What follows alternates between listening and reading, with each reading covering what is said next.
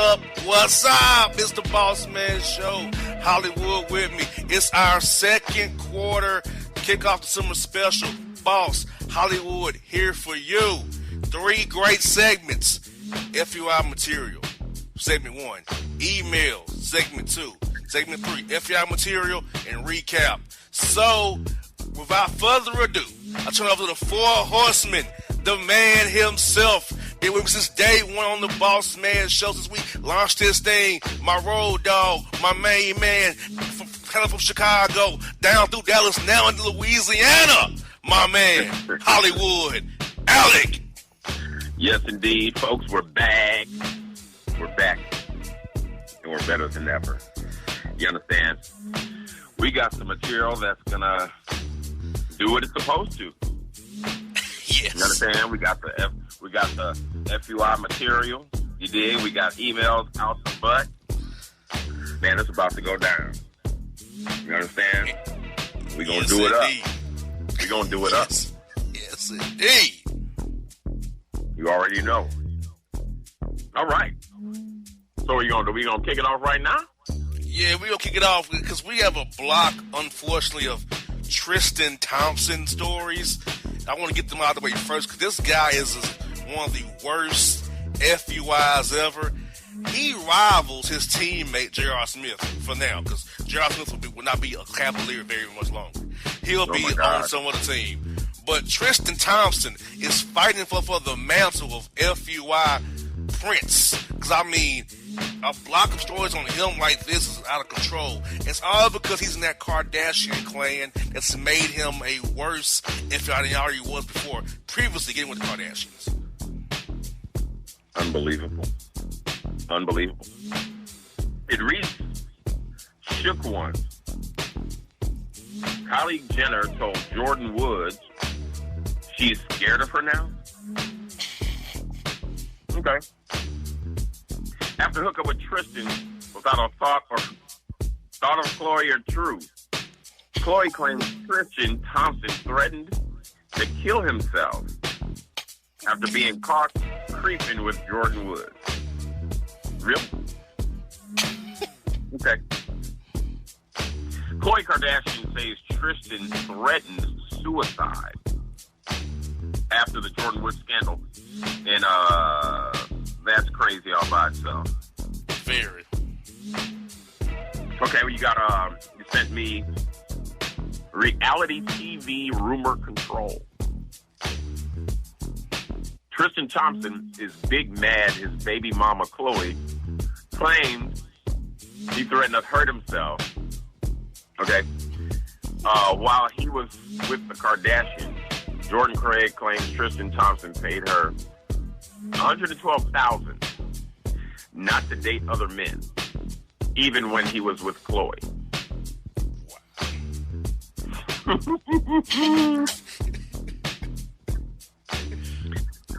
Folks, you can't make this stuff up. Look, all these blocks of stories back to back, and we got even more on this guy. It's just ain't even end of it. Let me tell you, this guy, he's an even bigger pick-me clout chaser than I thought he was in the first place. Exactly. Like, I don't know what his problem is. But, hey, we're not really into asking too many questions because we'll probably get the answers that we're looking for, and they're not going to be good in the first place. Not at all. So we just keep it moving. Okay, here we go. Thanks, no more parties in L.A. Tristan Thompson, Jordan Woods, and Kylie Jenner end up at the same West Hollywood hotspot. Really? What are the chances of that happening? You see what I'm saying by cloud chasing? Like, really, what is the chance? What are the chances that would happen? Exactly. Dude, I don't know, man. Looking bad already. Okay, here we go. Tristan Thompson's OG baby mama, Jordan Craig, finally speaks on the devastation the devastation that Chloe wreaked upon her during her pregnancy with Prince. These are just, sometimes I just don't know what to say. I mean, I don't know who's more borderline cerebral. Is it them or is it the people that are actually reporting this nonsense? Exactly. And I'm not talking about us like we're like 10th party. You know what I'm saying? Like, this is like public FUI. You know what I'm saying? This is all the way. You understand what I'm saying? Mm-hmm. But it's almost like, we don't chase them down. We don't chase these people down to get a story. Sure don't. You understand? We just tell you the story because we want you to know the power and the ridiculousness of FUI activity. Like, this happens every day where people get to chase down FUIs and then write a story about their FUL. And L stands for life. Mm-hmm. So, I just thought I'd throw that in there. Okay, here we go. Ain't-ish daddies. Infant allergic. Tristan Thompson only saw son 9 times in the first 2 years of life, according to child support documents. What a FUI for that. Dude, I mean, that's instant. If he had never done anything before that, you understand? That would be it. Okay? Gosh. He's too busy in West Hollywood hot spots. He's too busy messing around with his baby mama's sister's friend. He's too busy, like I said, clout chasing. Dude, you're a Cavalier player. You're in the NBA. You have a nice contract. Why do you do these things? You don't have to do these things. That's what I'm saying. He ain't got to do none of this stuff. He can just be normal if he wants to. Well, you know, he's already a burgeoning star. You know what I'm saying? Like, I don't see the point of trying to be extra to find yourself in, you know, the tabloid magazines or anything like that. I don't understand. Like, next you know, he's going to be on a reality show. If it hasn't already, that's what I was about to say. If it hasn't already happened many times before. You know what I'm saying? Like, I haven't personally seen it. I personally probably don't want to see it, but to me, is barking up the wrong type of attention. Mm-hmm. You know what I'm saying? 8 stories in a row on you. 8 stories are reported on you just this week. 8. That's ridiculous. He needs his ass whooped. And I'm just telling you, if anything, you know, if it's true, you know what I'm saying? Because I know sometimes the media likes to twist shit up. But the thing is if it is true and has, you know what I'm saying, that he only saw his son 9 times, you know, that's preposterous. There's no excuse. But do you know what he said in court, though? You know what he said in court, don't you? He can see me on TV 82 times a year playing basketball. Really, bro? That's what he said. That dude's, man, look. Yeah, you know what I'm saying? I was about to tell you that there's no possible way this guy could be running neck and neck with JR, but I recant. Even that mental statement, I recant it. You know what I'm saying? Because, yeah, he's not only is he running neck and neck, but, like, he's eating soup off a Swish's head right about now. Like, really? This is what you said in court? Dude. You can see me 82 times a year on TV. I'm working. What? Nick, man? Oh, my God. Man, anyway, Do we have anything else about this imbecile? Not tonight, thank God. But I want to ask you this question, Hollywood. Do you think that hanging out with Swish and being his teammate makes him worse? Man, look, I don't know. I really don't know. I mean, I will say this. They say that you are the company you keep. Mm-hmm. You understand?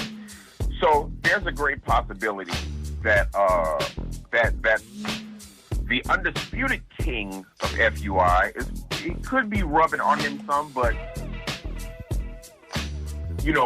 I don't know if it could be within that area concerning the child. You know what I'm saying? Some people once they get a taste of crossing, you understand, the really wet and thirsty sands, you know what I'm saying, at the same time of FUI, goofiness, sometimes it just takes a whole life of its own. And maybe he made a left. Like, he made a left. He's about to be in an infinite circle of just FUI activity. Like, if this how he's rocking off, now it's still, it's early. You know what I'm saying? Mm-hmm. I don't know, bro. I don't know. To me, it makes sense because I'm going to tell you, this guy who, it's like, dude? Really, Tristan? Okay, this guy makes $18.5 million next year. He's the Cavs' second highest paid player. And he's doing shenanigans like this. Like, it's just pretty. That's what I'm saying. Like, you're pretty much already established. You understand what I'm saying? There's really no purpose. There's really no purpose in putting yourself out there like that. Done. You know what I mean? It's unnecessary, Real bad boys move in silence. Exactly. And you're in the 30-mile zone, the TMZ zone. Everything you do gets seen and reported on, Tristan. That's when you're an FBI. You don't realize this? You know what I'm saying? I'm like, if you get caught, if you're peeing on a tree, they're gonna report that. And I'm sure he probably get caught. He's a clout chaser. That's just what they do.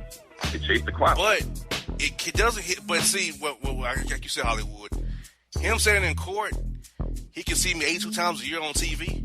I'm at work. That's beyond FUI. That's just, you're just a savage. That's trifling. It's trifling. I couldn't imagine. I got 2 kids. You know what I'm saying? And I couldn't imagine telling my baby's mother, if he wants to see me, he can see me on TV. I couldn't imagine saying that about my own child. Mm-hmm. There's no way. Man, dude, look. I don't know, man. I think we might have found the new undisputed king. At least Swish takes care of his 4 daughters. That's what I'm saying.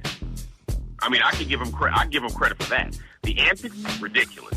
But you've never heard anything about him not taking care of his kids, or at least I haven't. I haven't either. But this fool here, man, like I was saying, bro, like, this is it, because I don't even want to talk about this fool no more. Like, yeah, we're done with him. Idiot. This dude's an idiot. You know what I'm saying? You got blessed. You about to jump into the money, and that's what you have to offer? Gotcha. Where we at, man? I was about to curse. We had Act Up. Summer Saver. Wendy Williams confirms she's seen a 27-year-old, hence he's smashing her newly freed flatty to no strings smithereens. Almost threw up in my mouth. That's what happened. I almost went there. Yeah. Oh man, how am I gonna address this one right here? God bless him. Yeah. I mean, what can I say? This is a business deal for him. He's hoping to get to that money by sacrificing all his dignity to smash that flat booty, non-attractive woman who's messy. This is a money play for him. He wants to marry her and get to that money like Hunter did. Well, I don't know, man. Maybe I'm just old school. You know what I'm saying? Maybe I'm just from a different breed. But there are some things out there that, that's not even. I don't know, man. That would be. You understand? That depends on how much money it is. You know what I'm saying? There's amounts of money that can turn your head. You're like, oh man. But then,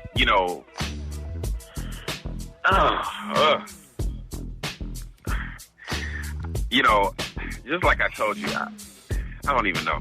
I mean, like, I would have to think really long and hard. Like, I would have told her, well, maybe if you could give me a week to make a decision, because, the lights are going to be on all the time. I don't know. You know what I'm saying? Like, can you blindfold me? All the time. I don't know, man. That's heavy. Like, I'm imagining, like, the only thing that I can think about right now is when that time she passed out. Remember that? Yes, I do. What she looked like before she passed out. Like, that was a scary picture, bro. You know what another picture scares me? Remember that picture she's posted on the beach of her no figure having ass? Oh. That picture just... Damn, dude. I forgot about that. That picture, seeing her body, how it was just nothing to it. It's just flabby and flat and big chest and her big face. Like a Bullwinkle or something. I can't do it. She was looking like a dragged out Gladys from the Muppets. Bro, I couldn't do it. Like, I would lose the money because I couldn't fire off. See, that's what I'm talking about. That's what I'm talking about right there. Like, there's some things that you have to just really know yourself on. You know what I'm saying? And there'd be no way that I put myself in predicament to make myself look like a fool. You know what I'm saying? My face would tell it. Mm-hmm. Everybody, you know what I'm saying? From, man, you name it. From, I mean, all the blog writers would know it. All the bloggers would know it. They'd be like, man, this dude right here, it's obvious that he's in it for that quick buck. Because I'm telling you, every time you see them together, he looks borderline disgusted. Like he's just ready to cry. Mm-hmm. Like, you know what I'm saying? Like, when you see the little kids, and they're getting dropped off at that one auntie's house that's consistently hugging and kissing on them with the mustache, and they're just terrified. Mm-hmm. You know what I'm saying? Kind of looking like that. They would have been done told everything. Yeah, he's in it for a quick buck, man. You need to, you might as well X that right now. Oh, yeah. So why even put yourself, no, bro. Okay. All right. What's this? Zipping it and doing it? Here's a look at Wendy Williams' much younger man who's hot topically smashing her to wig rearranging remnants. More power to him on that one. Hey, man, look, just like I told you, man, God bless him. God bless him. Like, you get 5-100, you 5-star G, you are. You get many hundreds. But you're alone on that one. Especially when it comes to this particular show. All right? Okay, here we go. We got another one. Groove gained Wendy Williams. Calabasas kicks it with the Kardashians. Dips it and does it. Dips it and does it with very sexy mystery man Kevin Hunter Sr. still has beef. Oh, that's something different. Okay. Dips it and does it. Right. Okay. Yeah. Now we're on to Kevin Hunter Sr. Dude, go away. Just count your blessings and jet, man. What are you doing? Okay. Here we go. Kevin Hunter Sr. still has beef with son after catching snot box fade. Yeah, we talked about that on the last show. We did. He's still mad about it. It made the news. He's still mad about it. He's still pissed about it. Well, what's he mad about? There's nothing he can do about it, man. It happened. Exactly. Man, just take your L, get a stand, and go sit on it, man. Straight up. Shoot, that's all you can do. You got rock. Shoot, I wish I could have seen it. But anyway. Okay, former friend faults Black China for failed music career. Really? What's the friend named Pipes? Dude, I'm trying to figure out what music career. Like, what the heck? What is that? Okay. Says he was there when Kardashian sent her a frenemy cake. Wow. Dude, come on, man. Former friend faults Black China for failed music career. Says he was... Dude, come on, man. What music career, dude? Anyway. Exactly. Dude, pump your brakes, Angela. Rob Kardashian refuses to allow Baby Dream on Blac Chyna's reality TV show. Okay. Well, I mean, why do you think he would want to do that? Because he wants her to be on Keeping Up with the Kardashians, his reality TV show. Of course. It's FUI motives behind it. Well, yeah. I mean, forget protecting the kid. You know what I'm saying? I don't know. Now, for me personally, if I have my own reality show, I probably wouldn't want my child to be seen on it. At the moment, not my baby. But that's me. You know what I'm saying? Because people are stupid. But, he wants to boost the ratings. Gotcha. Anyway, more on Blac Chyna. Blac Chyna blasts back at Rob's hypocrisy over blocking Dream from her show, but keeping her up with a contrived Kardashian.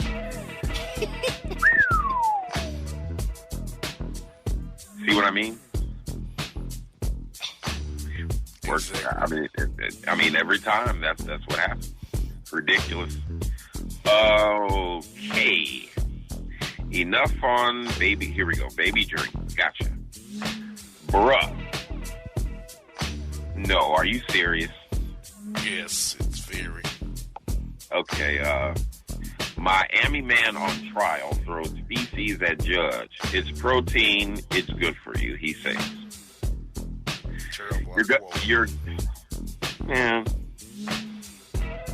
You're gonna get life. Exactly. If they don't hang him. It's ridiculous. He's gonna get life. It's over. He apparently he wants to never leave prison. Obviously.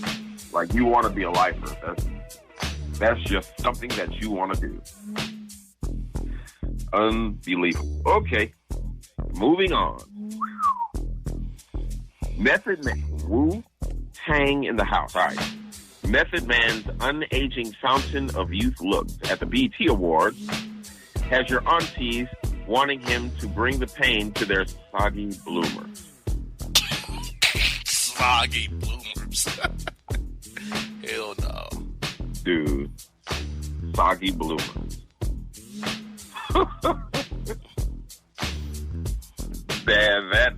That's crazy. But, it's true. You know what I'm saying? Weren't the 90s awesome? Anyway. Yes, they were. Yeah, in the 90s, I don't think we really would have had much of a show if we were doing it back then, because most of the material probably would have been about Bobby Brown. Yeah.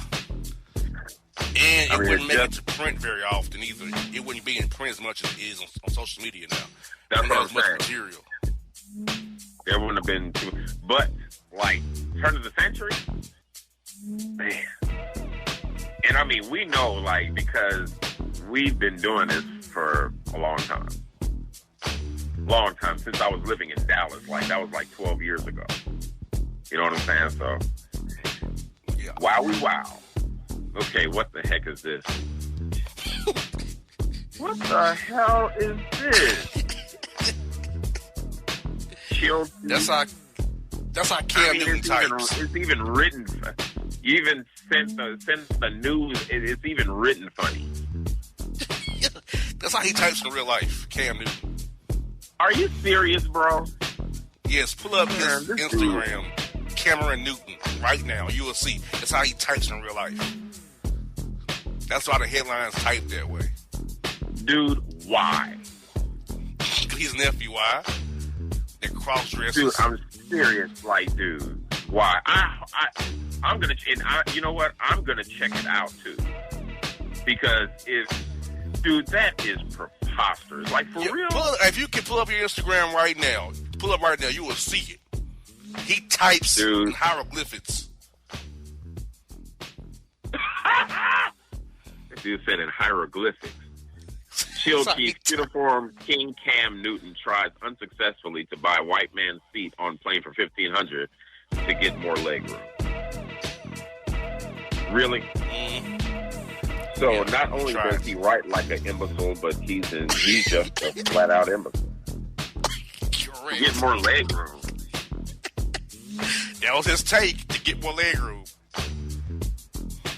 I think he has enough money to basically rent his own little private jet.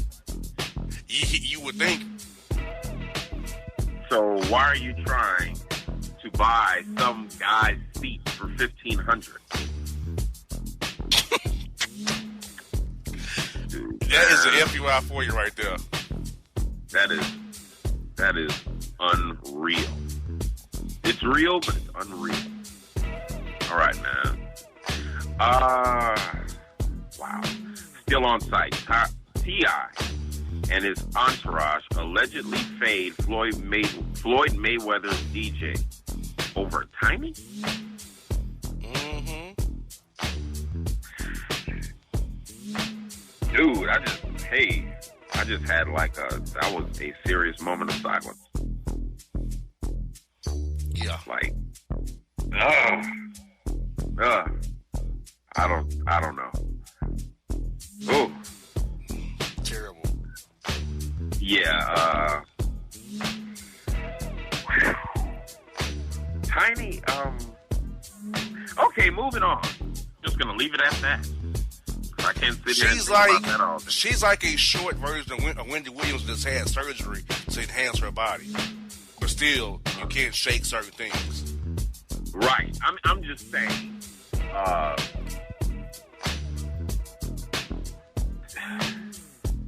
people are going to do what they want to do. You understand? Now, you have to be prepared for what comes with whatever you do because you're in the public eye. You understand? At the same token, there are certain things that you try to steer clear of. And one of those things is family. You know what I'm saying? Mm-hmm. Like, a smart man just wouldn't bring wives, husbands, you know what I'm saying, and family, children, you know what I'm saying, to me, that's totally off limits. You know what I'm saying? It just is. So, they got people out there, you know, their mouths are just too big. You know what I'm saying? They're doing too much. Sometimes the best way to get paid and the best way to keep getting paid, if you can feel what I'm saying, is keep your mouth shut and let it fly. I agree totally with you, brother. Preach that word, brother. I'm telling you, brother. I mean, I'm serious. Sometimes the best way to get your coin, shut up, do what you're doing. You understand? Because, man, look. Okay. Woo Chile. Man. Tierra Marie arrested for DWI after being caught driving a car with 3 wheels. Jesus. After driving a car with 3 wheels. Was it a big wheel? Like a kid's big wheel toy? Like, I don't know, but here's my thing. How drunk do you have to be? That said, a car with 3 wheels. That means, I mean, what I'm gathering for it is something happened to the 4th wheel. What happened, we don't have any information on at the moment. But how drunk do you have to be caught up driving on 3 wheels? And you didn't actually do a bank robbery or something like that. Exactly. Just food for thought. 50 Cent Pedally posts this. Oh, he posted that? Mm-hmm. He couldn't wait to post it about it. Okay. Yeah, 50 Cent has been on a roll as of late. He's King Petty. Oh, dude. He's hilarious. I ain't lying. Okay. Who? NBA draftees mistake Destiny's Child. Dude, are you serious? Ooh, wow. NBA draftees mistake Destiny's Child for the Cheetah Girls and more pop culture travesties to make us feel old in Name the 90s. Yes, they were pushing it bad. I mean, I kind of was just talking about that. You know, what I've noticed, even with our current rap artists, they don't know, don't show, and really don't give a rat's ass about the superstars and legends that paved the way in the 80s or the 90s. Like, they have no idea. But they'll show sample their music, though. Oh, a hit. For sure. You remember when, as a matter of, not only do they sample the music, but they sampled the entire culture of what was happening in the 90s. I'm talking about from the clothes to the hair to the jewelry, the whole thing. But they have no respect and really don't know anything. You know what I'm saying? Or do they even care to know, you know, about that era? They'll just vulture with the trends. You know what I'm saying? But they really don't care about it. Not on the level that we care about it because we came up in that era. Like, that era was important. And it still is important to us that lived in that era. Lucky us. You know what I'm saying? Because I'm going to tell you right now, and I'm going to tell you straight up, if you grew up in the 80s, and if you can remember the entire 90s, you're blessed. Because that ain't going to never happen again. You know what I'm saying? The renaissances as far as music, style, culture, fashion, whatever, business, we'll never see it again. You understand? Instead, things seem really regurgitated. You know what I'm saying?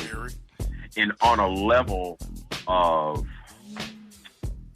how should I say this? On a level of, it's almost like generic quality culture. You know what I'm saying? You know, it's generic. Like, we've seen it. You know, you'll say to yourself, we've seen it before. You know what I'm saying? But on the level that we've seen it, it was original. Now it's just a thrown up hodgepodge of retro madness. You understand? It's almost a slap in the face. But that's just my opinion, and who am I? Well, I could throw that stuff further into the sports realm for its merchandise. All the throwback hats from the 90s, like the old team with the old logos. Yes, sir. Teams going back to those old color schemes, going back to the old logos. So, yes, even in sports, like the hardwood classic or the classic look of these teams sells more for some teams than the original look, like the Atlanta Hawks. The old Pac-Man look when Dominique Wilkins played for the Hawks and Yes. Tumbo Yes. sells more than the new Hawk look. Absolutely. That's basically proving my point. You know what I'm saying? I mean, because of like the type of era that we live in now, people cherish those days. You know what I'm saying? And they really wish that they could come back, but they're not. You understand? So, you know, it's like, and I mean, I'm not. It's more power to them, but it's like they try to capitalize off of these trends that we've seen, and that people back then, it's almost like legendary times. They don't really give a rat's ass about it. It's only like we're just going to capitalize on it. You know what I'm saying? Because these millennials haven't seen it yet. They're, You oh, understand? wow, this Right. is cool. So it's a new for those up and coming kids. It's new to them. While it's old to us. Okay, right.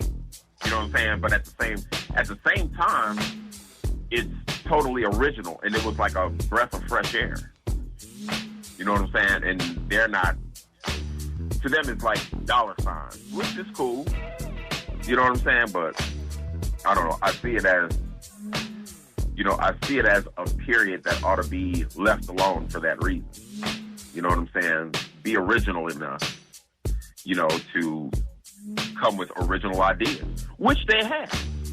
You know what I'm saying? But I think everything ought to be original. You know what I'm saying? And not putting a bruise on what these legends of that time and what people of that time brought to the table. Where am I at? Oh, we're at yikes. Okay, yikes. 13 Caucasian welfare queens arrested for defrauding over $104,000 in social services. But if you ask Donald Trump and his minions, those are black people who did it. But it's their own people. Thank you. And see, this is my thing about the GOP likes to red herring and conflate poverty, entitlement programs to black people. When there's more poor whites on entitlement programs, social services, Medicare, Medicaid, food stamps, or SNAP, however you want to call it, than black. Because there's more poor whites in America and poor blacks. Right. There's more of them than there is of us. But the GOP likes to conflate that to make it say, oh, the darkies are taking all your stuff. It's the darkies doing it. No, it's your own. It's your own poor own you don't care about, but their own poor who vote for them religiously, but they don't care about it. They only use them for power, to leverage, to keep power and money of those upper echelon Republican people, men who are rich on Wall Street and that top 1% that keeps their party going. But use those poor, dumb, broke white people in the South and in the Midwest to keep their power. Dude, I couldn't have put that any better. I've seen people try to deflect and try to say, well, that's because you only account for 13%. Let me tell you something. It is what it is. You understand? The numbers ain't gonna lie. Just like they say. All those numbers don't lie. Right, the numbers don't lie. There are more Caucasians on public aid than any single-handedly any other race. You understand?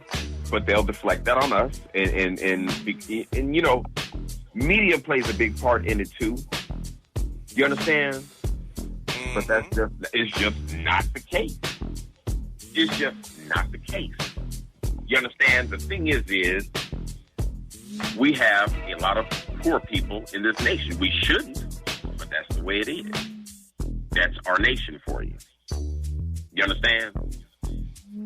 And I think a lot of times we have people in high places, you understand, that use people who are not in full the way they should be, or they are not as intelligent. You understand? And they try to almost manipulate them to the point where they see themselves as something that they're totally not, if you can catch my drift. Mm-hmm. You know what I'm saying? When in fact, we have people from all sections that do the same thing. You know what I'm saying? But the numbers don't lie. You understand? There's more white people on public aid, you know, welfare and so on and so forth. Food stamps, you name it, than anybody else. That's fact. That's documented. You understand? But it's almost if you can't explain that to them. But that's something else. Because they have to stroke that white fear by putting the darkies or the blacks on it or the Latinos on it as the poster child for it to get the scared of. Because Lyndon Johnson said it: if you can convince the poorest white man that they're better than a black person, you have them. They do anything you want for them.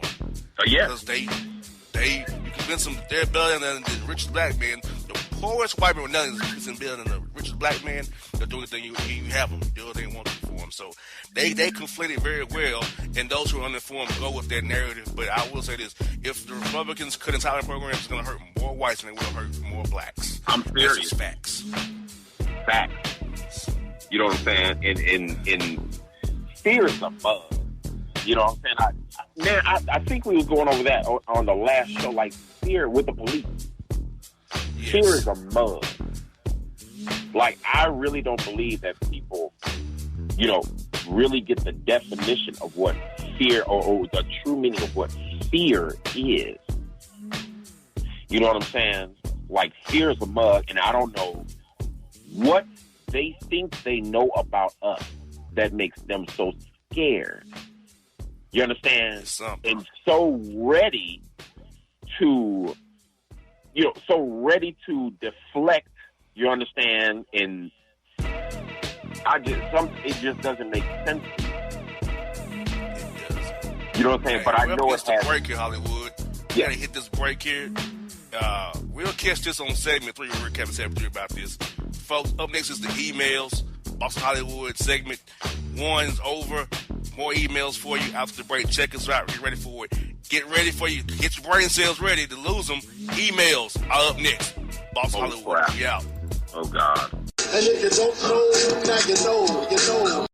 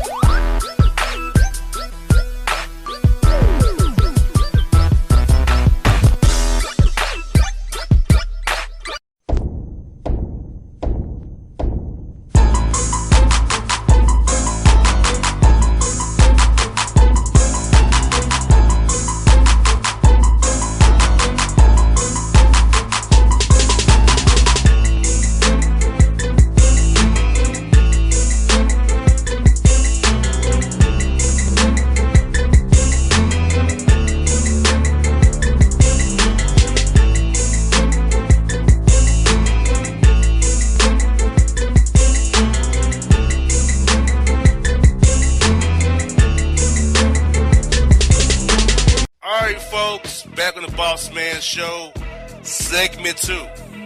Your favorite segment, listeners, is the email segment. I'm turning over to the man himself, Hollywood Alec, to read your emails this segment. Hollywood, if you could, give listeners the disclaimer about what they will hear the next 40 minutes or so of the emails that will come into the Bossman Show from info@bossmanshow.com. It's ridiculous. If we have any new listeners out there, these are pretty much just the cream of the crop of FUI activity is the listener emails where they send us emails. I don't know why they write them this way.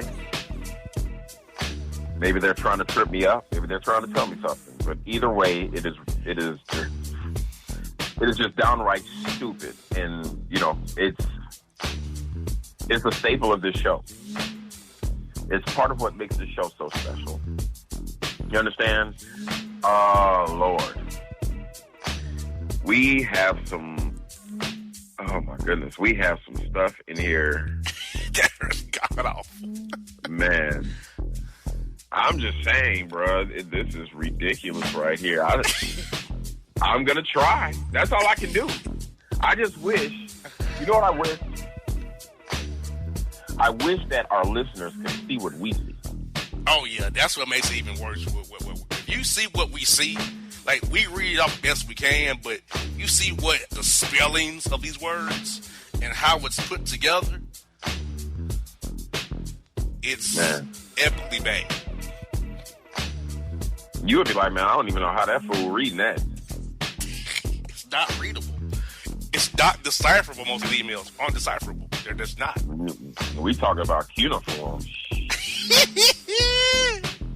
They're incoherent like Cam Newton's typing.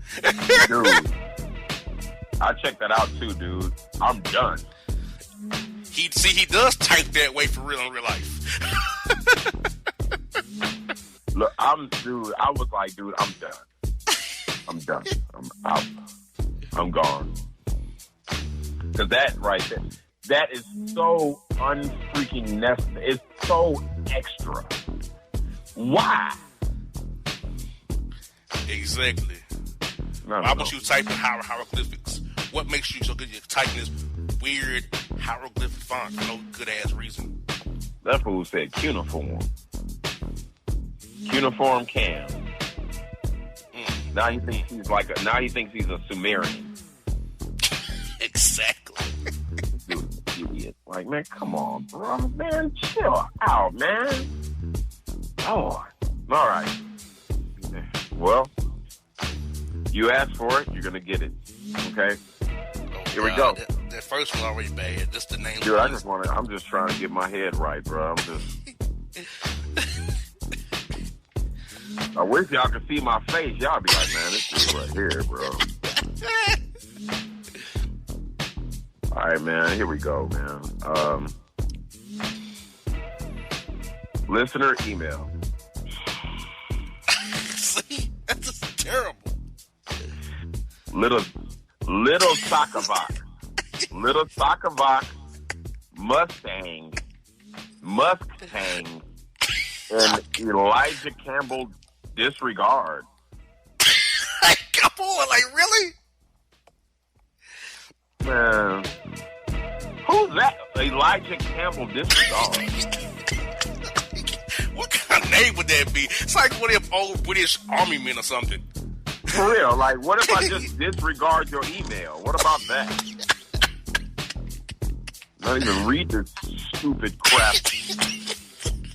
Semen as told that I was massaging with a... Really? Semen as told that I was messaging with a woman on Facebook. Date was with the sheets. What? I was blocked because I did not respond to her message fat ass enough. Oh, God. Man, dude. Fake is war hung Maine. I wasn't given a fair steak and shake. Speak won it. Swan in North Alabama by Tennessee. Gotta be. Okay, man. I'm gonna sum this up in one sentence. Y'all ready? Here goes. What do you expect from somebody named Swan? Exactly. That was it. That was it. I mean, there wasn't no punchline to that. His name is Swan. And he said, speak wanted. I hope this ain't how we talk for real. And respond, like my man, respond is one word, not respond. Right. Like that's something within your local park district. We're about to walk to Respawn, nigga. You coming? And then he said to her massage, not fast enough, but fat ass enough. Like, really? Man, we bad kids. Okay, man. You got me choking. Jesus. Man, Twan, that was horrible, Twan. Don't ever write us again. Ever. Again.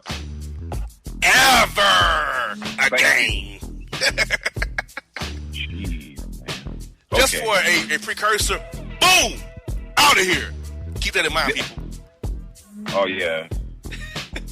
I miss my girl, Shar. That's what's up. She's through that. Man, it didn't take much, neither. She had like a short fuse. It didn't take much at all. If you halfway said something thirsty, you were gone. Oh, what?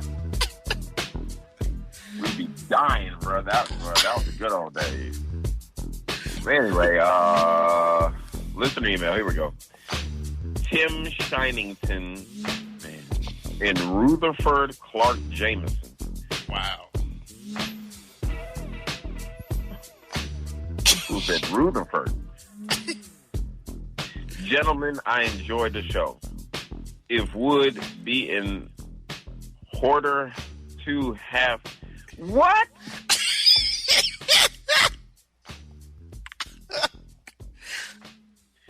If would be in order to have you read my email.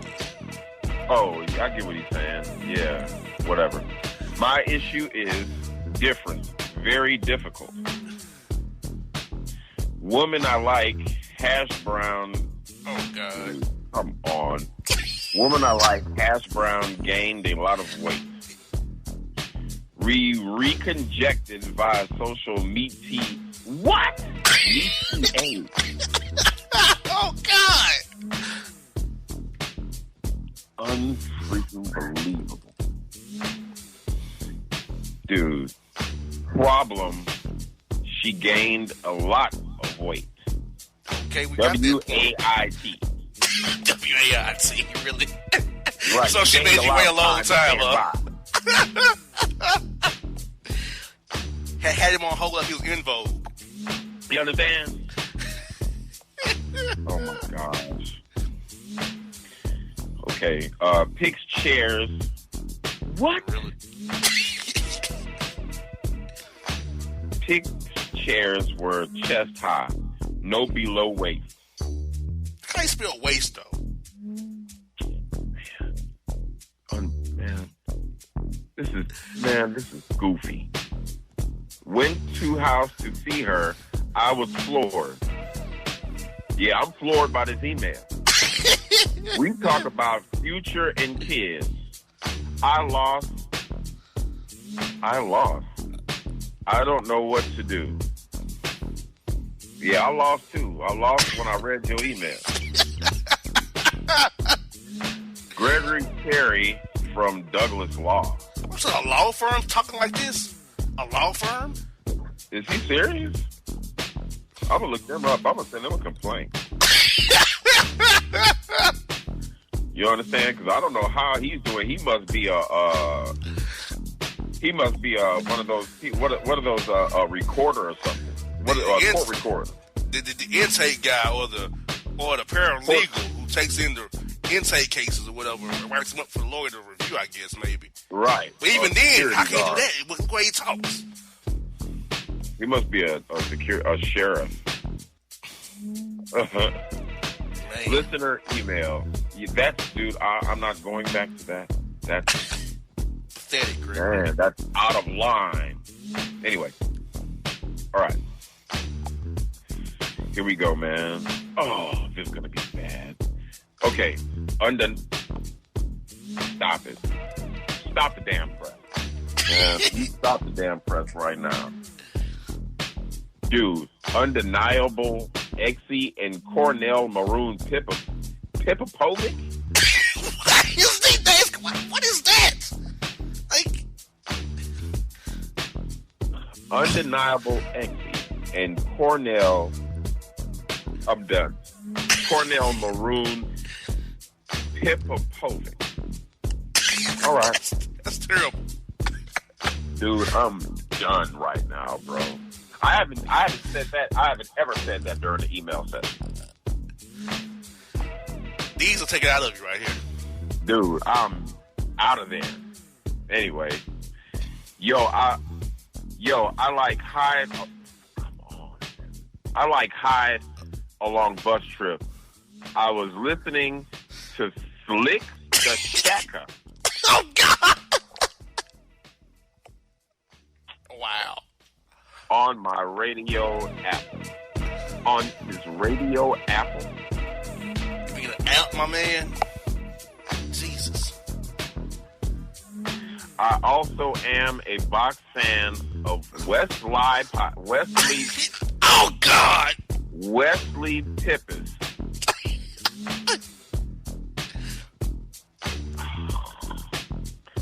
I like porn in his music.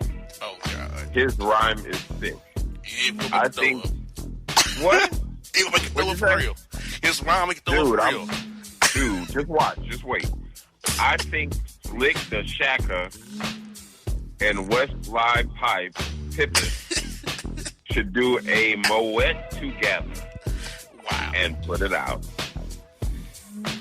It would sell nice. SAIL. Jesus. They shall be guests on show. Never that. I love all buns from them. What? I love album. Oh, yeah, album. Okay. Like, what in the hell? This person said all bun. All bun. Is you want an all bun sandwich, my man? Like, what do you want? Dude, man, no. Can you help brand them tapes together to rap? Fresh Boy Frank from South Chris. Wow. Fresh Boy Frank, you can go straight to hell. Exactly. In a handbasket. Straight to hell. Because, number one, I can't even make this garbage out. But what's even worse than that is you're going to put not only Wesley Pipes and spell that wrong, but Silk the Shocker and spell that wrong. Exactly. Not to mention the names he called us. Dude, it's looking down from here. Downhill from here. Very because that was,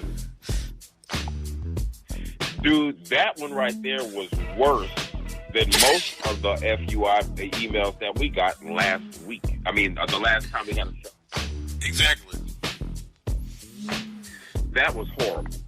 Don't you ever write in your lifetime, write into this show about some damn Wesley Pipe. Exactly. Please. Westlife Pippin. That's what that fool spelled out. Westlife Pippin. And Slick the Shacker. Really? Slick the Shacker. With 2 Ks. On his radio That's album. I mean, you can't make that up, man. That's what he put. on this show, we don't like Pipe's music, so we would never have him on the show. Just because his music, we don't like it. We did a whole special 2014 on his bad music. They clowned him for it. He wanted us off the air for it. He complained every week about what we did to him. Everything, they're petty, they're raw, they're just clowning me. They're making fun of my career choices. Really? It's a terrible career choice. You made fun of your career choices when you chose to pick up the damn pit. Exactly. Ain't nobody put a 12 gauge to your back and made you write those whack ass rhymes, man. Exactly. It's whack. It's wiggity whack. And your low budget ass videos too. Dude, with a shiny suit, King, man, if you don't get your ass up out of here. Now, you can take that for dangerous language if you want. Damn right. I'm just saying. Man, that dude, he's freaking horrible. And this Fresh Boy Frank is a fan. Really, Fresh Boy Frank? That tells you all you know about you, Fresh Boy Frank. If he's a fan of his music. Dude, that one's going into the FUI Hall of Fame right there. Yes, indeed. Man, you'll get your issue. Shoot. All right, man. We finished with Fresh Boy Frank in time. Okay. Listener email. Brother Derek. I was really about to read that like it was normal. God. I was about to read that like that was really who he was. It's bad. Brother Derek Rashid Abdul and brother Kamal Kareem Abdul Ali have got a do. Wow. Walaikum salam. Oh, God. Yeah, it's like that. Brothers, hold on. Let me read it like it should be read. Okay, you ready? Yes, indeed. All right. Brother, I come to you today to get you on board with a movement to increase our power level.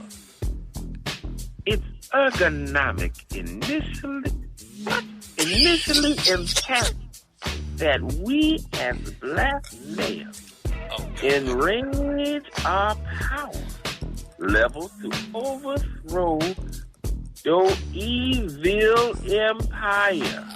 And he spelled it like this. E space VILLE empire. Okay? Power level. Enraging and arranging. Accompanied by a storm of thunder. What? And a flash film lightning. Lightning will be door of constant metropolis. Grow seed thou which will experience. I don't even know what this fool is talking about. I don't either. Experiencing a developed nation of black male players, MAIL, with constructive power levels. Power levels are a major key to our success growing forward. Please check out the movements and grow seed with us. Brother Derek Corey in NYC. Apparently, he just got out of prison. He had to. Reading is fallopian. Oh, God, it was terrible. That was nothing. Oh. Ladies and gentlemen, this next email that I'm about to read is something straight out of the Twilight Zone. I'm looking for Rod Sermon as we speak. Okay? A pipe and ascot as well. Yes, that too. And umbrella to go with it. And a squared handkerchief. And some flip-flops to go with that. Okay. It's the return of, yes, DeMarco. Did he just put your real name on it? He did, like a bitch. DeMarco and Alex. Okay. Bitch. Hello, old friend. It is I, the voice of reason, Cedric, who you all continue to clown after all these years. You all clothing in style. And why? Because I'm different and better, wanted the best for the group. Okay. Yes, it was I that emailed you all last show. I knew I could still jealous and mad at me because I held you all accountable for the rules set forward by Boss Lady Shaw. Mm-hmm. You all call out of my name and make fun of my fly. Make fun of his fly. Get your attention that way.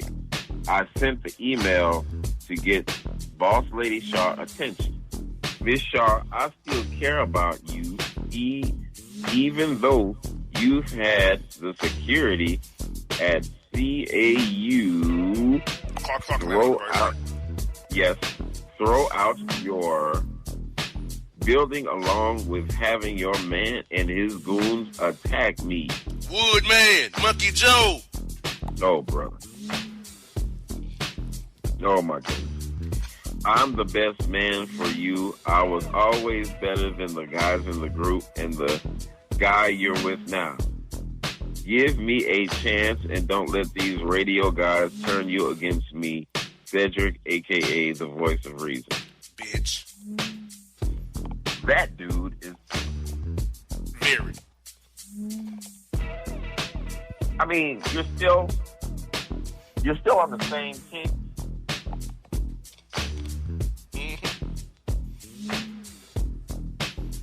This is a pitiful dude. Now, we're talking about a sucker.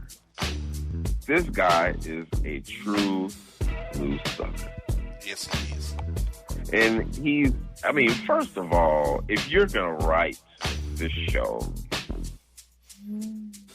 make sure that even you, even though you're an FUI prince, you understand? I even expected better out of you when you sent this email. Exactly. But you too are hooked on phonics. Unbelievable. Exactly. Unbelievable. She don't want you, dude. She don't want you. Oh my God. She hates you. My brother hates you. I hate you. You understand? You're a laughing stock. You're something that we look back at and we laugh about it. Exactly. You know what I'm saying? That's what we do. Unfreaking believable. And you have the utter gall and the audacity to write this goofy crap to this show. I can't believe it. I can't believe it. He's still mad about the group, kicking him out the group. He's still mad about that. That is ridiculous. Let it go. I'm for real. We had... All right, man, let's just call a spade a spade. You were cramping the style. You know what I'm saying? You was on some sucker stuff, and we just wasn't with it. That's not how we was operating. You know what I'm saying? You were basically everything that we were against on those pages, in those groups. Exactly. It was it was almost as if every time he would post something, I could literally hear him in the background, in the living room, posting with a little wannabe bootleg smoker's jacket on, his ascot, and he's playing the piano in some pink shorts barefoot.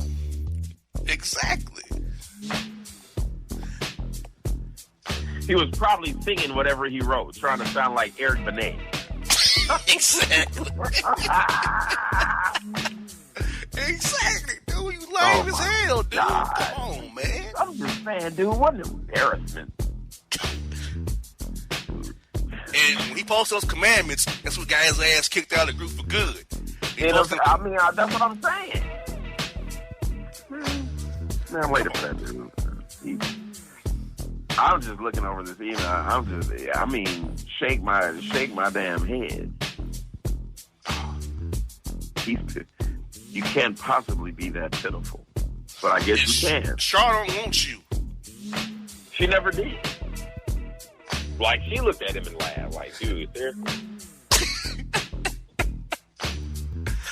like, dude, let it go. She don't want you. Never has wanted you. I could literally see him as the only black character on Mary Poppins. Exactly. Come on, dude. You lame as hell. Like, he's the type of guy that would have an umbrella that would turn into like a would-be helicopter like Inspector Gadget. Exactly. Go, Gadget, go! Wow. You can't make this up. I'm trying to tell you. Okay, all right. We gotta move on. All right. What's the reason? Go to hell. And Char don't want you. And I'm gonna put this out there. Hollywood, I think he was behind Char getting kicked off Facebook. Out of spite. He reported her page out of spite. It was him, probably. I know it was him. Because I know he would pull out some sucker stuff like that. Bitch. Yeah, I'm calling you a bitch. Bitch. Straight up, in capital letters. Cedric. Bitch. That dude is nuts. I don't believe... I'm still tripping off this. Like, and it was a long email, too. Like, dude, he's still salty. I mean, he's crying while he's at the piano playing. Just crying. Like Ron Osley. I'm just trying to say... seriously, like, you could take this bitch, put him over on the bench with the rest of the bitches because he's crying. He's really crying. Like, straight up oil tears. Right on. Good day, asshole. Fuck you, bitch. Twice. He put my government name out there, too. Bitch. Dude, that's unbelievable. I don't believe he pulled that off. What a jerk. Oh. Jerk face. We could do this all day. That dude, man. He's banned. Boom! Out of here! He's banned. I just banned him. Like, all right. Okay. Let me take a breath or two. All right. You ready? Yeah, I'm ready. Anything's good. better than that guy. I'm just saying. All right, listener email. That's going to be one to remember, I'm telling you. James Rogers and Harold Allen don't know who they are. I've been dating this chick for 8 years. She's going to get the marinara. Oh, God.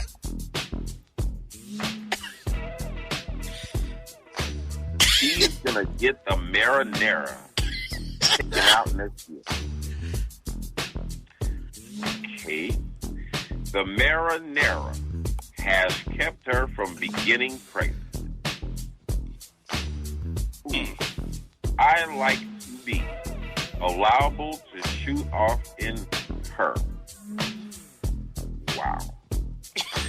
She wants this marinara out. Okay. She already talked about it with doctor. Now what can I do now? No. What can I do? No. Be gals. You know be lick. Let's wear a rub her. She gonna tripping lick I see ink. She do it. This is the stupidest crap I've ever seen. It ain't that. She done had 3 sets of twins in 22. What 22 of Duval years. What is this? Oh, God, this is terrible. She had first set at 19. Youngest, she is 8. She 41. I just ain't trying to get loaded with twins on her. What sure did I do? Andre Richardson at Toyota. You mean the Marina, my man? The Marina, whatever it's called? The insert they put up in it for 5 years? Not the That marinara? dude said, man, look, that dude said marinara.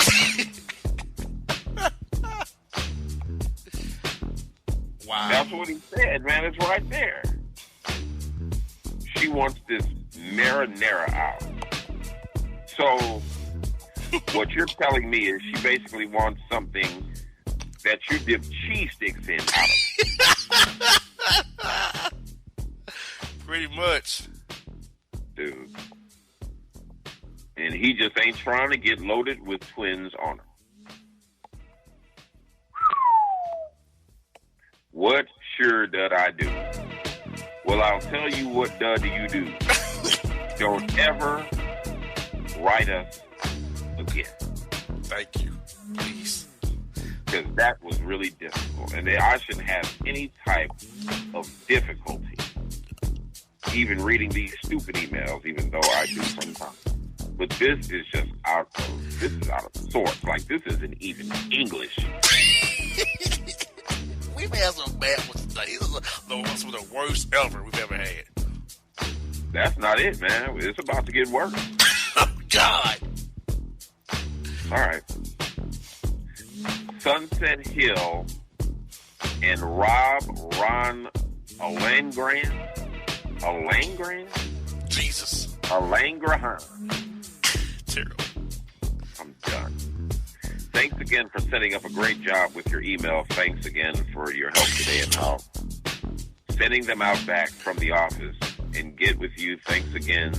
Thanks for the email. It's a great day to watch the game tonight and tomorrow night. And I will do it for you tomorrow or Saturday. Wow, was the day you were off the road with me. I was going to call you back. I just got back out to my house. And then he went back to the Atlanta Braves. Was that way? You guys had fun at the moment, but you know was the way you had to go back out there. And then you had a good time to talk to me again. And I'll see you guys tomorrow. Rajiv Murray in Atlanta. What did that even mean? That did nothing. That didn't make any type. That was a hodgepodge of words right there that meant nothing. That's what you call crack talk. He couldn't even complete a thought before he went into another thought. That's crack. That's what you call it. That's that crack. That's that good butter. That's that Krenak. Yeah, got that Krenak. Yeah. That's straight up. That's rock. Jesus. I'm not talking about white. I'm talking about yellow. That's that butter. I mean, he's sky high.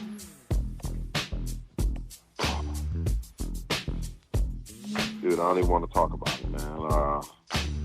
Whatever. I don't know. I guess maybe he just wanted me to read it. He's an embarrassment to the city of Atlanta. Huh? He's an embarrassment to the city of Atlanta. He's an embarrassment to my city. Very big embarrassment to my city of Atlanta. Rajiv Murray never even been here again. You're banned. Boom.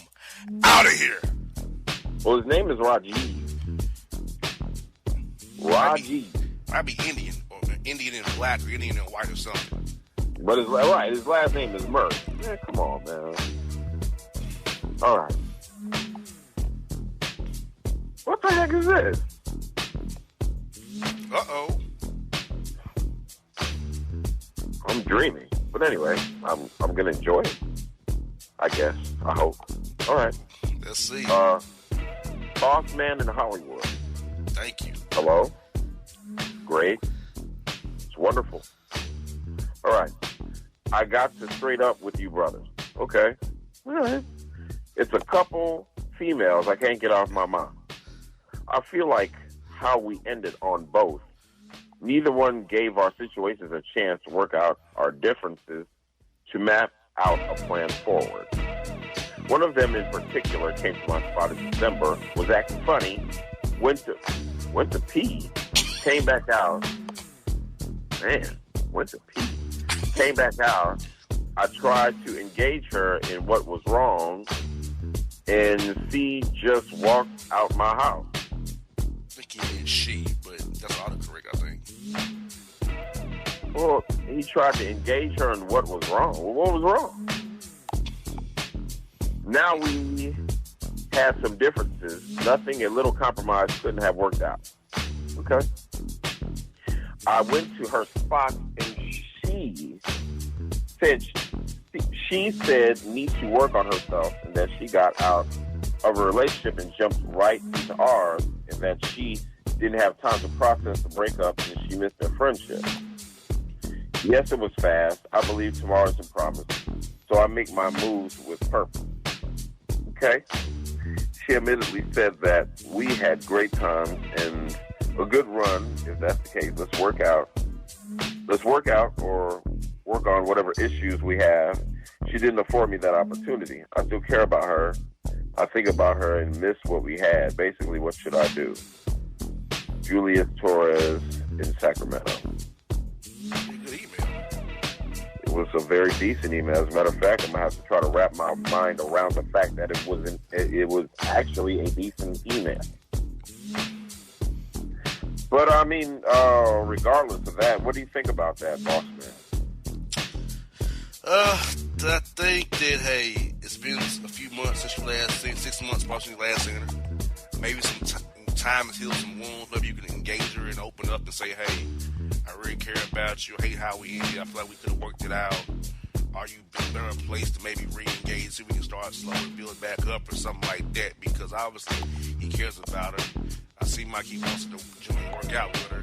And right. I feel like she wouldn't afford the opportunity for it to work out. She just kind of bailed on him because her mental was out of whack, which may have been good, may have been bad, who knows. But with some time passing by, maybe he can re-engage her and see where her head is and maybe get some closure one way or another. I can dig that. You know, they always said a closed mouth doesn't get fed. You know what I'm saying? And conversation and communication definitely has a big role to play in that. You know, what harm is it going to do to communicate your feelings to her and get the closure that you need? And, you know, if you can get that, you know, you have to keep it moving. Time waits for no one. Even if you do love her, maybe she's just not ready for what you're ready for. Or maybe she's still in the healing process from the last relationship she had. We don't know how her last relationship went or, you know, what happened or transpired within it. You know, at the same token, you know, space and thoughts are not bad things, especially if you're talking about committing yourself to a relationship. You want to make sure all the I's are dotted and the T's are crossed. You know what I'm saying? So you nor her have to go into something that you're planning on building on with a bunch of baggage that you don't need. Does that make sense? Does to me. You know, so maybe he ought to communicate that with her and see what's what. You know, maybe she was in a bad spot. We don't know why she just said screw it, you know, but maybe she believes that they would be better off as friends for the time being. You know, you never know. It could work out for the best. You know, I don't know. But what I can say was that was a good email to read. Yep. And we got even one with the more minor crappy one to go, and we're done. Thank God. Oh, my goodness. Okay. Just went from the divine to the ridiculous. Anyway, listener email, Saxon Tatum and Earl Brown. Wow. Saxon Tatum and Earl Brown. That sounds like a tag team from the 70s. Yes, it does. Like the Jobbers, too. Like not anybody who is known. Exactly. Okay. I'm a little small on money and dollars. DOLLAZ. That means I'm already not taking your email seriously. I need to lay my... I'm a little small on money and dollars. I need to lay my rent. I need hat shirts from Liz.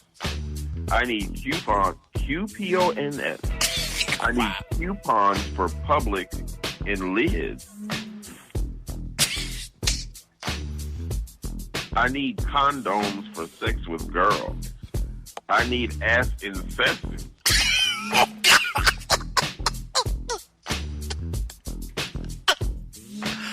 Wow. Please help low yell listener. He been loyal. Low yell. Donovan Edwards in Chicago. Man, I'm already disappointed. Wow. I'm disappointed, man. Like, what in the bloody hell do you think you're doing? It's a terrible email, Donovan. And incredibly stupid at that. We don't need to know that you, man, get a spare job. I'm a little small on money and dollars. I'll tell you one thing you're not small on is foolishness. You're out here. You big dummy. Talking about I'm a little small on money and dollars. I need to lay my rent. Man, lay a job. Exactly. Man. I mean, what did he think he was doing? Plus, your email looks like freaking crap, man. Exactly. Oh my God. And we got through all of them in one segment today. I'm shocked about that, but it's all good. Man, that's all bad for them. Yeah. Oh, yes. All bad except for one, Julius. Jeez. But yeah. I'm going back and I'm going to read Julius' email. That was a breath of fresh air. Yes. Thank God for Julius' email. Well, folks, we're going to take a longer break than last time. Come back with segment 3. Recap the emails. Discuss what we was talking about before the email segment about the whites having its own time programs and the truth about those. And then more FUI material and a recap after the break. We have a jam-packed 30 seconds for you guys here. Boston Hollywood. Let's kick off the summer special of the second quarter. We're here. And the voice of reason, once more time, you can go to hell and kiss a Yeti, Surrey behind you no good, Rudy, Pooh, Candy, Ass, Cedric, the no good organ player at the church with the flip flops and the ascot on. You idiot! You're banned for life, Jabroni. And don't you ever say my real name again. Ever. That's this segment. We can't hit it with a bang. You a bit, Cedric. We are out. And if you don't know, now you know.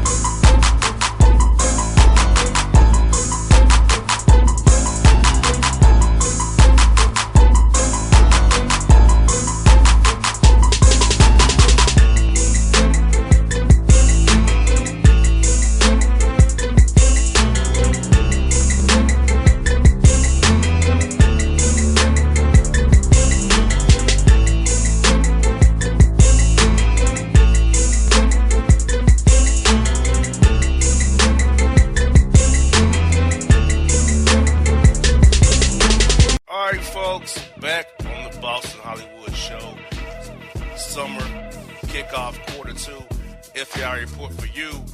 Hollywood, as we begin segment 3, let's put a bow on segment 2. What were your thoughts on this quarter 2, this batch of pathetic listener emails?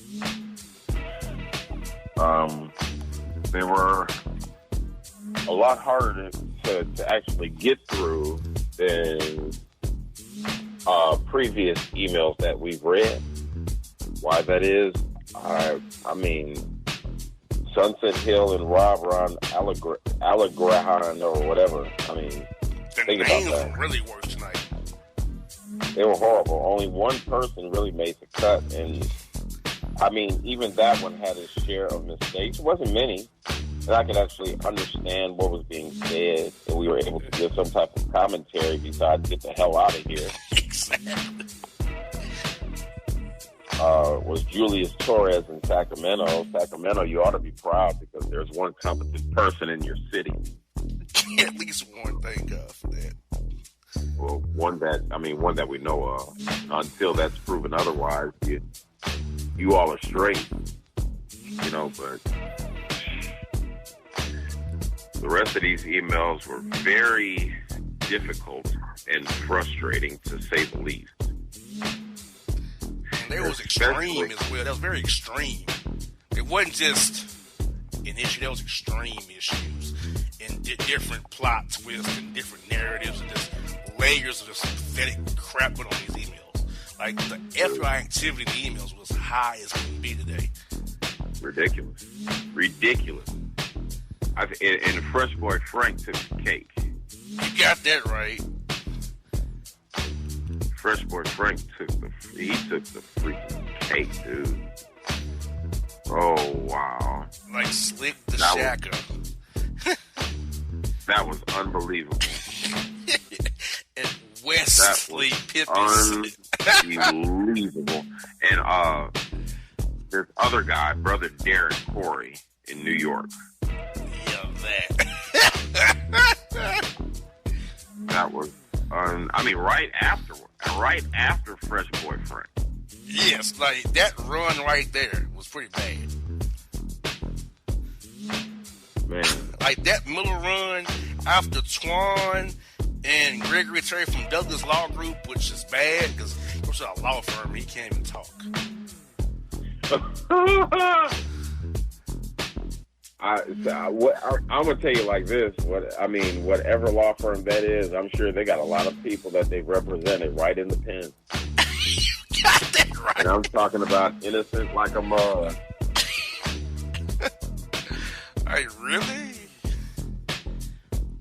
A guy from a law firm whose emails did this bad. They're freaking, man, they're horrible. These are horrible. Like, they went all the way to the left with this. There was no hope. Zero. Yeah, Zero. like, when we start off with Lid Sokovac, like, really?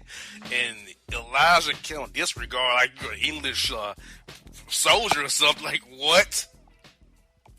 I'm sorry. There ain't no change after that. For real, that sounds like, what does it sound like? That sounds like, I don't even know what that freaking sounds like. It's just, oh wow. Just give me a freaking break. The level tonight was one of a kind. It was tiring. Very. Like, I remember back in the day, we would get ibuprofen after the show to get our minds back, tethered again. After this reminded me of an old school show. Oh yeah, dude. I was like, man, freaking trying to read that. You must try to get yourself a damn migraine. Like, I'm just saying. Between Tristan, Wendy Williams, Black China, and the emails, my God. And look, that situation right there. Especially, the one with Wendy Williams. If that wasn't bad enough, we got this guy Tristan Thompson, like what he said to his child. Yeah, it ain't no hope for you. 82 times on TV. I'm at work. Oh yeah, like that's major. I mean, you get absolutely no cool points whatsoever you for that. Like you're a sucker. That's that sucker shit. You know what I'm saying? It's one of the worst comments I've heard about a father said by his own kid. Right. Like, stop, bro. Yeah, that was... Grow up. That was pretty bad there. Like, and, you know, kind of leads us into this right here. Is because of, like, in our political environment right now, a lot of it's based on white fear. And with Juneteenth coming and going, the talk about reparations was rampant as well. And my thing is this, Mitch McConnell, who's a bitch as well, said, well, Barack Obama, man, let the president was the country's paying back for slavery. No. For every big company on Wall Street or big company in America, it was founded upon the backs of African slaves, man, who tilled the fields, grew the cotton that made America rich to export the cotton it was picking. So that's right. Every rich Caucasian, you got your money based off the backs of one of my black ancestors, who you brought over here in 1619 to Jamestown, Virginia, over to by Hampton, Virginia is today, to Fort Monroe in Hampton, Virginia today. So I don't want to hear it. You might not give us reparations. You can stop the systemic oppression and racism, but the system of you all are ahead of us by 50 yards already before you get started. And yes, white privilege is real. White people get mad when you tell us, no, you're privileged. This country was founded for white men. Period. White men who owned black slaves, made their children slaves. You made your money off the backs of my people. And you forever try to hold us back. But white fear is going to come to fruition because we'll be a minority country come 2043. And these abortion bills, this is what they're about. They're about the white birth rate. Because white women's abortion rates are way higher than black women's are, okay? That's right. White women are not having babies. The white death rate is higher than the white birth rate. This is about white birth. This is about maintaining power. The abortion bills are deflected and conflated as a black issue, but it's really to keep white supremacy going. They want more white babies to keep the whiteness going. And white people aren't having babies right now. That's right. Dying having white babies. So these laws and for these pro-choice Democrats, a few of them in Louisiana want to represent baby, want to puke. She's like, I'm all that Democrat. Screw you. A woman should have a choice. Okay? There should not be old, wrinkly white men who take Viagra just to get their Johnsons up, determining what a woman should do with her body. That's their call. The government should not get involved in a woman's reproductive issues. It's not your call. And our government, under the GOP rule, is reaching too far into our personal lives. You know? And I don't want to hear about it's a child. Forget that. It's a woman's call. Now, I'll admit, 3 abortions have bailed me out in my life, so I'm pro-choice in that regard. I'm not going to sit up here and deny that I've had it been worked out in my favor. Even if it didn't, I am still, it's your call. It's not for the government to tell you what to do with your body, okay? I want to tell you what I can do with my body.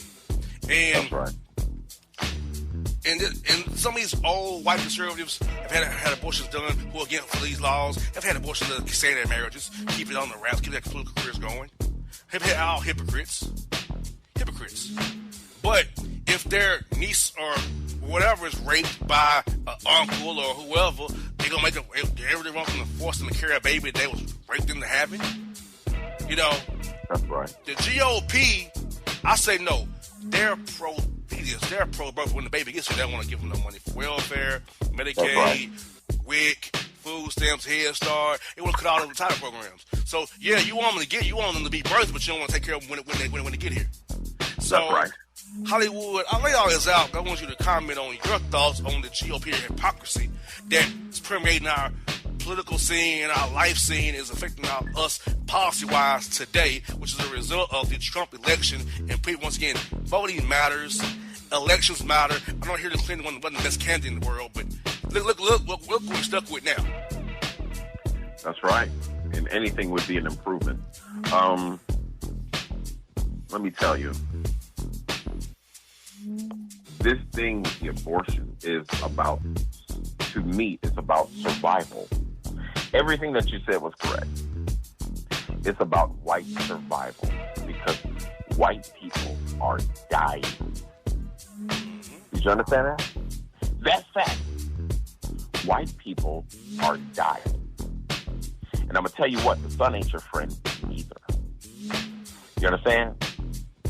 That's fact. You know what I'm saying? They're not, white people are not having as many babies. They're not procreating. Sure not. You know, and it's a ploy. But let me just read you something right here for people who actually believe that black people actually use and abuse the benefit system. You understand? It says that nationally, most of the people who receive benefits from the Supplemental Nutrition Assistance Program are white. According to data from the U.S. Department of Agriculture, which administers the program, 40.2% of SNAP recipients are white. 25.7% are black. 10.3% are Hispanic. 2.1% are Asian, and 1.2% are Native American. Okay? That's what it says. So, just like we've been saying earlier, you know, don't drink the Kool-Aid and have yourself thinking something that you shouldn't be thinking, especially where it concerns us. I don't know if we're going to see reparations soon. The powers that be are totally against that because they don't want to see black people with resources to do their own thing. It's happening regardless. But imagine what those resources and those funds could bring. You'll see more black-owned businesses than a little business. You dig what I'm saying? Exactly. And with an explosion of black-owned business, the tide changes. They don't want to see that change. They want things to stay exactly the way they are. You know, in their own little white supremacy system. You understand? With their own privilege. And I mean, that's just how the mega rich, mega wealthy, old white men who are pulling the strings, that's how they want it to be. When in all actuality, these same people don't even care about white people. That's the real. They don't care about nobody but them, their successors, what's left of their bloodline, and the money that it takes to keep running the world from behind the scenes. That's all that is. Is it still white supremacy? Absolutely. But all in all, these people, make no mistake about it, they are evil. I'm not saying white people are evil. I'm saying that this particular set of white people are evil. Did you understand that? So, all in all, they have a lot of confusion out there that fuels the fire for this system. You know what I'm saying? And I can only pray that I live to one day see the end of it all. Because it's time. You understand? It's just time. But that's going to start with us. You understand? And I understand we, as a people, have a lot of issues. We've heard it all before. We got to do better. We got this, that, and the third. You know what I'm saying? Yeah. But at the same token, I never could understand why one group of people wants to consistently sweep the door of another group of people so bad. You understand what I'm saying? Like, what are you truly concerned about? And it always baffled me. Like, what are they so concerned about that they intentionally sweep in front of our front door? We're not really thinking about them. You understand? Y'all know black people are the most forgiving people on the planet. I'm not. I mean, it's a lot of us are, but I'm not. But. Right. You know what I'm saying? I know that. I mean, I was about to say it's almost to a fault. You know what I'm saying? But what is it that makes people hate us so much? Because we hate ourselves. Because we hate ourselves. Huh? We will sell out our own to gain for $1. Right. That's the problem. It's ridiculous. We got too many Uncle Toms, coons, sellouts, whatever you want to call it. Now, that's the argument I had with, you know, this guy from CNN who used to be on that, Roland Martin. He hates the word coon, Uncle Tom, and sellout. He'll call them black conservatives that are wrong. Bullshit. A coon, sellout is what it is. Don't try to dress it up. That if you are certain things you say, you are selling out, and I believe this. Most black conservatives are sellouts and coons and sellouts and Uncle Toms. Right.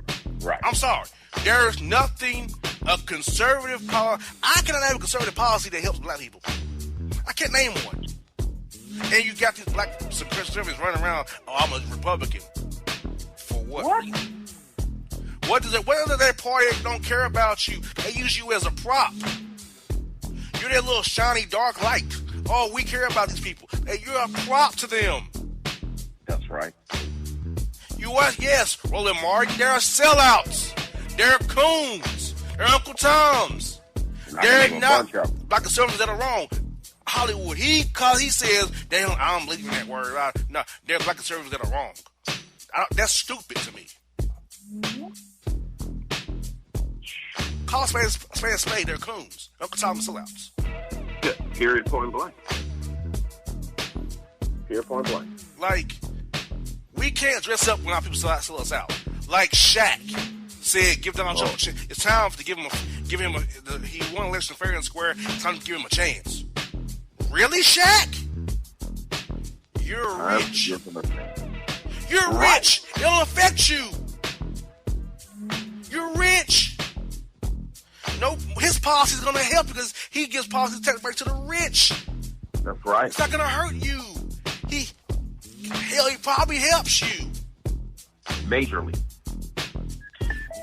So I'm not a fan of Shaq. So I'm not a fan of these NBA players who cake for him because they got money. See, I forget where I came from. I built this show from nothing to something. I also know where I came from as well. That's why I would never vote Republican as my tax bracket increases. Because I know they don't care about my people. Because I don't mind paying a little bit more taxes to help out somebody else who don't have. And this whole cry about socialism. Republicans like socialism give us a tax break to build us a golf course or build us a building that for one of our friends. That's y'all socialism. But you want to take away the poor people's ability and entitlement programs. Okay. You understand? See, man, they don't like when I talk about it because I tell how it is. I'm not going to tap dance around it. Right. And I'm not a racist. I just call what you white people do a spade. It's not me being racist. We've not been called a racist before for saying these things. No. I didn't speak the truth. See, Fact. racism kind of what white people talk about because it hits them home real good. And see, some of them are overt racist but don't even realize it. That's right. That's Until right. you hit them on a certain subject that strikes the nerve with them, like, oh God, no. That's the power of privilege. You know what I'm saying? I guarantee you ask any white person if they would trade places with you or me for a year, let alone a day. They'd be like, I don't think so. I can't handle the starch. But hey, I'm just saying, it's gonna have to start with us. I mean, that's just what that is, man. It's gonna have to start with us. We're gonna have to start with us. We can't expect. We out there pulling. Man, these people out there, they're getting ready for war. Now, whatever kind of war they're getting ready for, I have no idea. It's like they're getting ready for any damn thing, while we're messing around and playing games. We don't have time for games. Things are getting crucial, as you can see over the ever since Trump has basically been president. Things have increased. Things have escalated. You know what I'm saying? Things have escalated. They're coming out the woodwork. Yes, the covert became overt real fast. Real fast. You know what I'm saying? The cops are having a field day. We was talking about that on the last show. They're just having a field day. It's target practice. You understand? And white people are quick to say, well, we get beat up by cops more than... You know, I don't know too many white people that I've even seen in the media, you know, who have gotten killed for basically nothing. Shot like a dog. I'm talking about overkill. 25 shots and they're unarmed. Wouldn't happen. You understand? They treat Caucasian mass murderers like they're heroes, basically. We've seen that. Yeah, took them to Burger King something to eat in Charleston. You understand? The fact that they're still alive. Exactly. I was just reading a story about a guy who got stopped by a police officer, had a gun on the side of him, and went for it. But he's still living. White guy. Of course. He's still alive. That is the subject. You know what I'm saying? That's the end-all, be-all.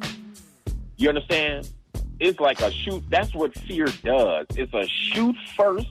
I'm going to ask the questions later. And man, I can't even list the hundreds, the tens to hundreds of examples that we've had where we're being shot down like dogs in the street, like we don't even matter.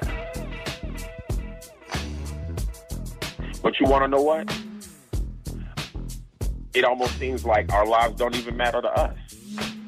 So in essence, like, how do you expect them to treat? They don't even care about themselves. They don't even love themselves. You know how they're preparing for war? They're preparing for war by shooting each other. You understand? How do you expect them? There's no excuse. But how do you expect them to look at it? We have foreigners in our community. And look what they're feeding us. Yeah, I said it. Look what they're feeding us. You understand?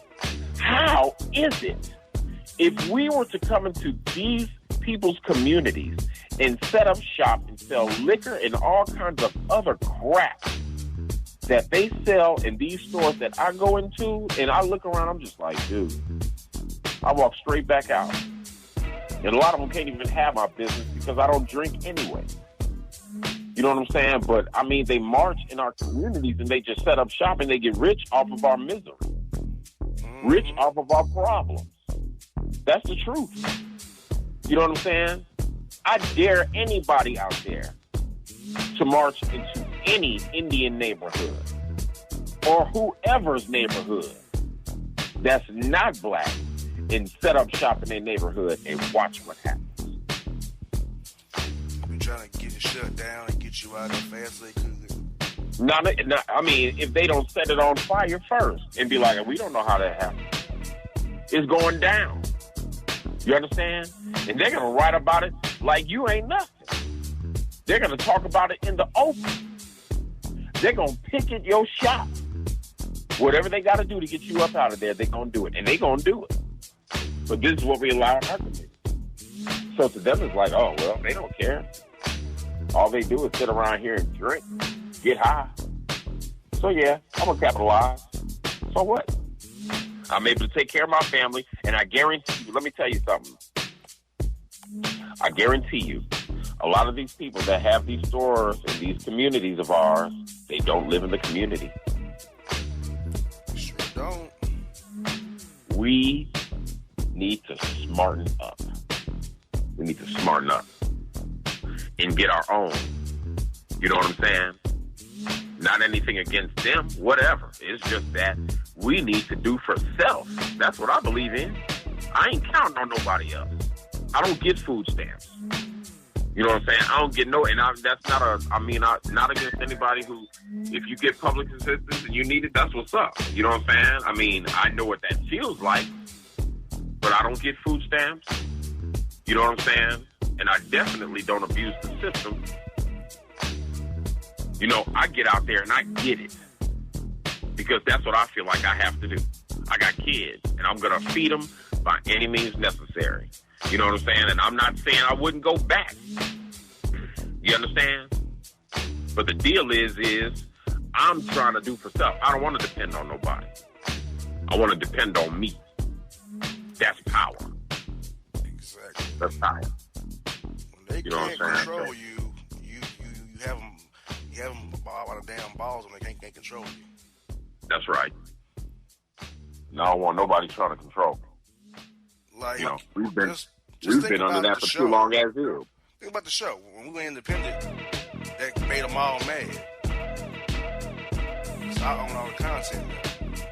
Right. The show. Look where it's went. So awesome. And see, like for me, I'm a black business, but what hurts me is that I try to only have black sponsors, but they don't want to pay. Right. Like, I gotta be real about that. I get it's hard because I honestly don't take any white sponsorships because I want to have a black funded show. That's just my choice. But it's harder because we don't want to pay each other. And that's bad. Because that's, I mean, when you compensate, that circulates the black dollar. There's no come up in pulling shenanigans. There's just not. That's business. You know, I don't even understand that. Like, I have to haggle over price. I'm not going to say the price over the air, but it's priced below what the major stations pay. By design, to be cheaper. You're haggling with me over a price that's already discounted below what you would pay at a bigger station. Right. Unbelievable. It blows my mind. Now, do I have a price that I can go down to if I wanted to? I do. I have a safety net built in to maybe make a deal with somebody. But the same time is it's already priced below what the competitors are charging. And you're still tripping. That's hard. That does burn my soul. Oh, yeah, I'm sure. And then you sign them up, they don't want to pay on time. Like, I have to. You understand? But then you start taking on everybody else's sponsors and you're selling out. Mm-hmm. Oh, man, he ain't trying to circulate that black dollar. What? Like, I gotta eat. It's like... That's flattering. It's like... People just don't understand. Yes, I'm a black business. I'm a radio show. I'm a black-owned media company. I'm a black-owned radio show. A staff of one, myself. Right. That's right. Now, Hollywood can attest.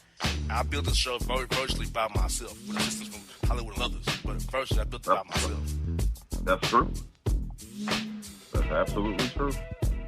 So it burns my soul, and I'm out here trying to help the community by only taking the community's money. But it's hard to find them to fill up slots because they don't want to pay.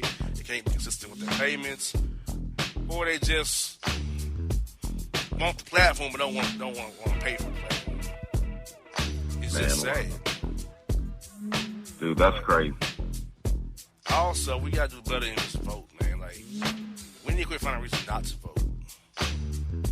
It's like we need to vote, like, for our women, for our kids, for our lives, because they're coming for our necks. I'm serious, majorly. And when I tell, this is a right that people have shed blood for. Like, I don't know if anybody out there knows how important or the magnitude, you understand, of what people have actually died for. And it's almost disheartening to say that most black people think that it's a game, or they've been told that the vote doesn't count, or they've been told this, that, and the third. Or they can pray it all the way. That is absolute balderdash. You might as well run and go hide. You ain't gonna pray it away. You understand? Because even in the Bible it says faith without works is dead. Exactly. You gotta put in some groundwork. You gotta do something. Just sitting there wailing ain't gonna get nothing done. And you wonder why we ain't moving an inch. Yeah. So many you know of our people are still in those old Negro spirituals still. Oh, we gonna pray. Nah.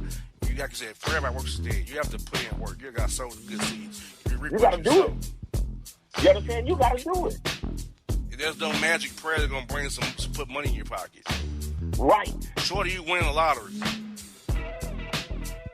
Short of that. You understand? And you know what really pisses me off is that in these churches, they really teach them to just sit there, pray and wait. And that's killing me because it's almost when you, that's how, I mean, let's call it a spade. That's how you know you're in the hood. Churches. Mm-hmm. Churches. 2 and 3 on every block. And you tell me how this is really uplifting our community. They got 2 and 3 churches on every block, but the community and the value of the property, you know what I'm saying, in these communities is steadily going down. How does that happen? Or soon to be gentrified. Thank you. Tell me how that happened. If you're doing all this praying. They running you up out of your own community. How is that happening? With 7, 8 churches. Dude, look, I lie to you not, bro. In Dallas, Texas, they have like in Oak Cliff, they have like a place called Church Row. Like literally 8 churches. 8 or 9 churches on a square block. All next door to each other. What? And still in the hood. And I ain't talking about no little man church. I'm talking about, nice sized churches. But the value of the property within this community is steadily going down. Please, somebody, tell me how that happened. Church ain't helping. People ain't helping. They ain't fighting for nothing. Consistent city council with the mayor. People are inactive. They're content. They're complacent. Unbelievable. If these places and these churches were actually helped, those communities ought to be coming up. But pastor got him a Jaguar or a Rolls Royce or every day, a Benz or an Infiniti. every day. And you have to wonder to yourself, why are all these big-ass churches chilling in the hood? All of them. Praying on the In the weak. hood. They're preying on the weak. And Getting- easily impressionable. I'm telling you, they sucking can you join dry. and they'll be all right. You understand? Sucking the community dry. Yeah, I said it. You're sucking the community dry. And I'll admit, I don't pray much as I should, but, you know, I'm not as religious as I should be, maybe. You know, I believe in God or whatever. You know, I believe in me, but I'm not religious as I should be. I'll put it that way. Well, the thing is, for me, I know, you know, I have a choice, and I choose not to support any organized religion. You understand? My walk with God is mine. It's not for a pastor. It's not for any. As a matter of fact, if you are a human being, you're not even equipped enough to tell me what to do with my spirit. Mm-hmm. Because human beings are flawed. Yes, we are. So how are you going to tell somebody what to do with their spirit according to a book that's flawed? Now, people out there might not believe it's flawed, but it's flawed. You're going to either give me everything or give me nothing. And I'm not saying that the Bible doesn't exist or the Bible's a fraud, but I'm saying their version is flawed. Because there's more. And there's more that we don't know of. You know what I'm saying? Our circle of knowledge is the size of a penny in an infinite universe. Mm-hmm. With all kinds of stuff that we don't know about. Henceforth, the reason that they hate us. What, you know, when I ask the question, what is it that these people, these rich whites in high places, what is it that they know about us that we don't know about ourselves? That we can be bought. They know that. You understand? We can be manipulated. They know that too, very well. We'll turn on ourselves. You understand? But I'm talking about the underlying thing. What is this underlying factor that makes us the guinea pig for the world?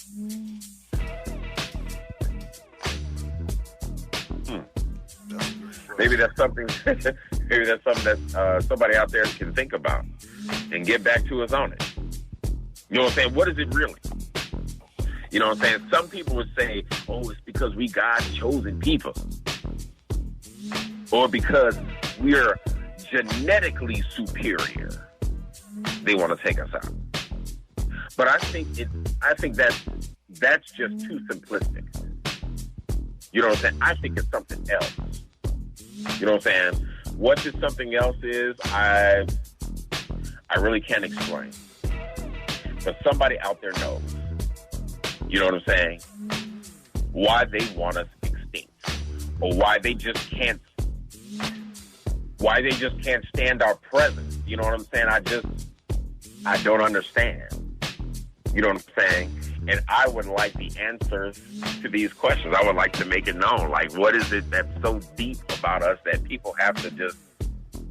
It's like we're aliens. You know what I'm saying? It's like they just steadily prod and pick at us like, look at what the little Negro can do. And we fall for the okie doke every single solitary time. And I just don't get it. I don't get it. There's a big mystery. Folks, this report was needed. It wasn't planned, but it was needed. Yeah. And I hope you got some out of this that can help you all in your journey. Right, because there needs to be a discussion. There needs to be a discussion. You understand? And by openly communicating on it, that's how we open up to the discussion. You know what I'm saying? Not everybody's going to be 100% right, but the thing is we can put it on the table. You understand? I don't know if we're going to come to a solution, but we can kick it off. At least we'll be on the road. You know what I'm saying? Right now, I don't feel like we're anywhere. Well, I hope that these little commercials that we did give the FUIs tonight, and others without FUIs can spur them to do better going forward. We can only hope and imagine. And I want to thank you all for listening to tonight's show. I appreciate your support. Me and Hollywood really appreciate. We'll keep you posted for the third quarter show coming in September on Hollywood's birthday. So I hope you enjoyed tonight's show. It wasn't planned this way, but it went the way it went. So you need to hear these things. It was all part of God's plan. So I hope you enjoyed it. So folks, check us out at bossmanshow.com, live stream, iHeartRadio.com, app, TuneIn, Stitcher, a lot of apps out there for us, Spotify. And we got it for you folks. So check us out. For Boss, Hollywood, we are out. If you don't know, now you know. Ninja. And if you don't know, now you know, you know.